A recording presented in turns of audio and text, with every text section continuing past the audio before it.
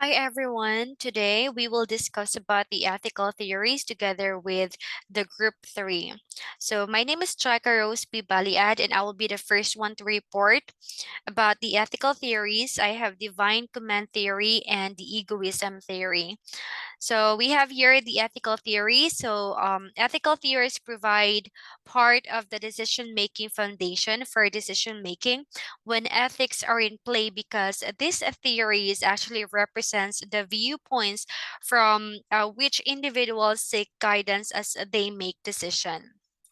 Let's have the first one, the divine command theory. So this theory holds that for an act to be morally right, it must necessarily and sufficiently be performed in conformity with God's will. Otherwise, that is, if it is not consonant with his command, the act is deemed morally wrong.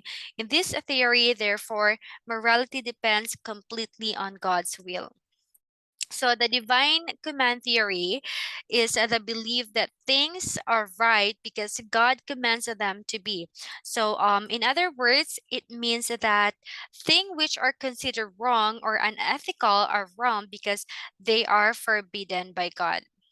So, for example, murder is morally wrong because God prohibits it in the Ten Commandments. Um, in the story of Abraham and Isaac, the proponents of the divine command theory can argue that Abraham was morally justified in his intended action of killing Isaac because God directly commanded him to do so. And according to my research, Socrates was one of the first to question this theory.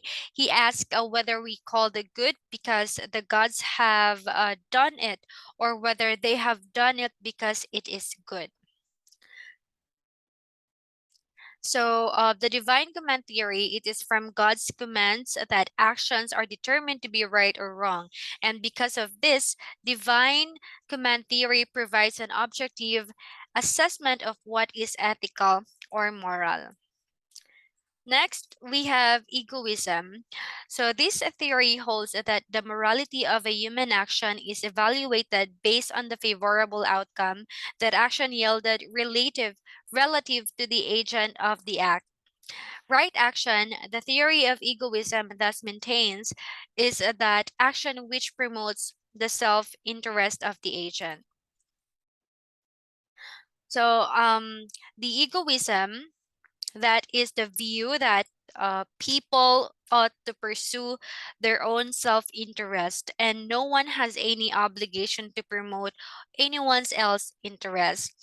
And the central idea of the ethical egoism is that all will be right if all people do whatever will best promote their best interest. Again, the central idea of ethical egoism is that all will be right if all people do whatever will best promote their best interest. So, to be ethical, one must always act to promote one's own good. All acts ought to be self interested acts. For example, you're going to college is in your self interest and it will help you off welfare. So, in pursuing your self interest, you will get a job which will benefit others. And one of the great advantage of ethical egoism over other normative theories is that it avoids any possible conflicts between self interest and morality. And that would be all for my report. Thank you.